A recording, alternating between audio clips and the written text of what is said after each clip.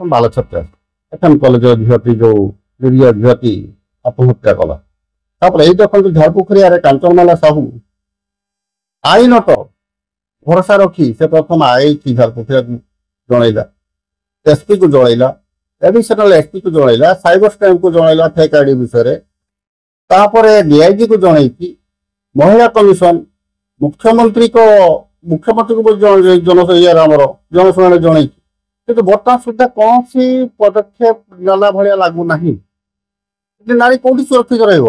ଦେଖନ୍ତୁ ଏଇଠୁ ମୟୂରଭଞ୍ଜରୁ ଚାଲିଗଲା କୋଉଠୁ ପିପିଲି, ଭଦ୍ରକ, ବାଲେଶ୍ୱର, କିଏ ଜାଳି ଦଉଛି 3 ଜଣ ଝିଅ 3 ଜଣ ଦୁର୍ବୃତ୍ତ ଆସିକି ଯୋଉ ଜାଳିଦେଲେ, এটা କଣ ସାଧାରଣ ଘଟଣା? ନା ସରକାର ଏପରେ ପଦକ୍ଷେପ ନେଉନାହାନ୍ତି, ନା ସେ ହାତ ବାନ୍ଧିକି ବସିଛନ୍ତି ଆଜି ପୋଲିସ ମନ ଇଚ୍ଛା କାର୍ଯ୍ୟ କରୁଛି, ନା କାହା ଇଙ୍ଗିତ ହେଉଛି? ଏଗୁଡ଼ା ସରକାର ଭଲ କରି ତଦନ୍ତ କରିକିରି ଯେ ଅଧିକାରୀ ଏଠି କାର୍ଯ୍ୟାନୁଷ୍ଠାନ ନେଉନାହାନ୍ତି ତାଙ୍କ ଉପରେ ମଧ୍ୟ କାର୍ଯ୍ୟାନୁଷ୍ଠାନ ହେବା ଦରକାର। ଯଦି ସରକାର ସତ୍ୟରେ ନାରୀ ପ୍ରତି ସୁରକ୍ଷା ଦେବେ ତାହେଲେ ସରକାର ଏଠି ପଦକ୍ଷେପ ନେବା ଦରକାର। ଯଦି ସରକାର ଭୁଲ ହଉଛି, ତାଙ୍କ ନିଜସ୍ୱ ଭୁଲ ରହୁଛି, କୋଉଠି ସେମାନେ ଚାପରେ ଅଛନ୍ତି, ତାହେଲେ ନିଜକୁ ନିଜେ ତର୍ଜମା କରିକିରି ସେମାନେ ନିଜେ ବରଂ ଏଠୁ ହରିଯିବା ଉଚିତ ଯେ ନା ଆମେ ନାରୀକୁ ସୁରକ୍ଷା ଦେଇପାରିବୁ ନାହିଁ, ଆମର କ୍ଷମତା ନାହିଁ କହିଦିଅନ୍ତୁ ସରକାର। ଆଉ କଣ କହିବି? ଦୁଃଖ ଲାଗୁଛି ଦେଖିକିରି, ଆମେ ଗୋଟେ ସମାଜସେବୀ ହିସାବରେ ଦୁଃଖ ଲାଗୁଛି ଏଇଭଳିଆ ଘଟଣା ବାରମ୍ବାର ଦେଖିକିରି ଓଡ଼ିଶା ଭିତରେ। ସବୁଠୁ ଥିଲା ଆମର ଉତ୍ତରପ୍ରଦେଶ, ବେଙ୍ଗଲ ତାଠୁ ବଳିଗଲାଣି, ବିହାରଠୁ ବି ବଳିଗଲାଣି।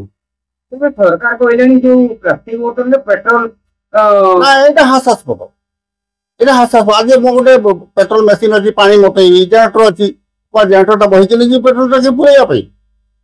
ହଁ ନା ଟାଙ୍କି ଘର ଦ୍ୱାର ପାଖରେ ସମସ୍ତଙ୍କ ଟାଙ୍କି ଅଛି ଯେ ନେଇ ଆସିବେ ବହିରେ?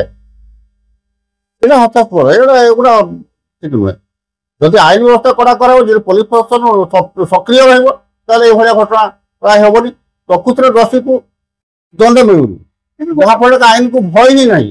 ଗୋଟେ ଗୋଟେ ପୋଲିସ ପ୍ରଶାସନ ଗାଡି ଚେକିଂ ଠାରୁ ଆରମ୍ଭ କରି ବିଭିନ୍ନ ସେଗୁଡାକ ସମୟ ବେକାର ଯାଉଛି। ସେଗୁଡା ଦେଖୁଛି କିଛି ମିଳୁଛି, ଏଗୁଡାରେ ମିଳିବନି। ତାଙ୍କ ପରିସ୍ଥିତିରେ ଯୋଉ ପ୍ରିୟାପ୍ରୀତି ନଷ୍ଟ ହବ। ତେଣୁ କାହିଁ ଏଟା ମୁଣ୍ଡ ଖେଳିବେ? ନିକଟରେ ଦେଖୁଥିଲି ଦ୍ୱାରସ୍ଥ ଅଞ୍ଚଳରେ ବିଭିନ୍ନ ସ୍ଥାନରେ ଚୋରି ଡକାୟତ ଗଢି ଚାଲିଛି। ସେଠି ପ୍ରତିବର୍ଷ ପୋଲିସ ପ୍ରଶାସନ ନିଘା ଭାଙ୍ଗି ଗୋଟେ ବି କେସ୍ ଧରିଲେ କି? ଏହାର ଉତ୍ତର ଗୋଟେ ବି କେସ୍ ଧରିଛନ୍ତି କି?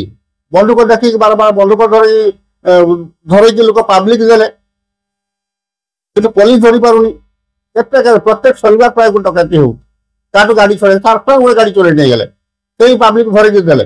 ପୋଲିସକୁ ଫୋନ କଲେ ସାଙ୍ଗେ ସାଙ୍ଗେ ଉଠଉନାହାନ୍ତି ରିପୋର୍ଟର ଫୋନ ବି। ଏଠୁ ଦୁଃଖଦାୟକ କିଛି ଅଛି କି? କୁହନ୍ତୁ, ଏହାର ଉତ୍ତର ଦିଅନ୍ତୁ ସରକାର।